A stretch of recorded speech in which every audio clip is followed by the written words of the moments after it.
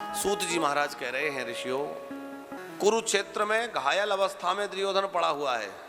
भीमसेन की विशाल गदा से जिसके उर्दंड खंडित हो गए हैं, जंघाएं टूट चुकी हैं, कराह रहा है, चीत्कार कर रहा है, उस अवस्था में उसका मित्र अश्वत्थामा मिलने आया। अश्वत्थामा ने कहा, मित्र, हमने तुम्हारा वो वैभव देखा और आज तुम्हारी यह दशा।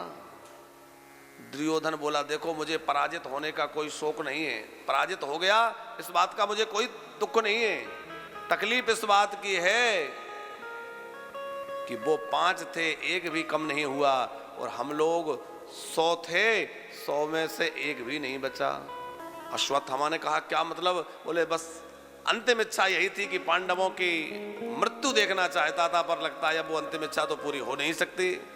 अश्वत्थामा ने कहा कि ये तुम्हारी इच्छा मैं पूरी करूंगा, क्योंकि मैं मित्र हूं। अश्वत्थामा दुर्योधन को वचन देकर के वहां से चला। विचार किया कि इस समय पांडव बलवान है, मैं उन्हें मार नहीं सकता, तो क्या किया जाए।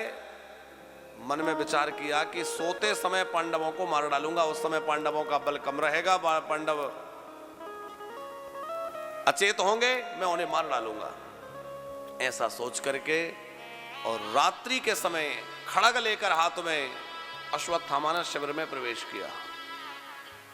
लेकिन जिसके रखवाले स्वयं श्री कृष्ण हो, क्या भला कोई उसका भी कोई बिगाड़ सकता है? साक्षात नंद नंदन श्री कृष्ण जिसकी रक्षा करते हो, द्वारिका नाथ जिसकी रक्षा करते हो, उसका कोई क्या बिगाड़ सकता है? उसको कोई क्या बिगाड़ेगा भला? जैसे ही शिविर में गया, अंधेरा पसरा हुआ था। आज पांडव तो जो है वो श्री कृष्ण के साथ में कहीं बाहर हैं। पांडवों की सूनी सेज पर पांडवों के पुत्र सोए हुए हैं। अंधकार में ये पहचान ना सका और पुत्रों के ही सिर काटकर दुर्योधन के पास ले गया कि देखो, मैं 5 पांडवों को मार कर ले आया। दुर्योधन ने पहचान लिया, अरे ये तुमने क्या किया? ये पांडव थोड़े, ये तो पांडवों के पुत्र थे। रोते रोते दुर्योधन के प्राण निकल गए। देखो, महाभारत की कथा और भागवत की कथा दोनों में भेद है। आप महाभारत पढ़ेंगे तो वहां लिखा है कि जब अश्वत्थामा शिविर में गया तो बड़ा भारी युद्ध हुआ। द्रौपदी के जो पुत्र थे उनके साथ युद्ध भी हुआ है।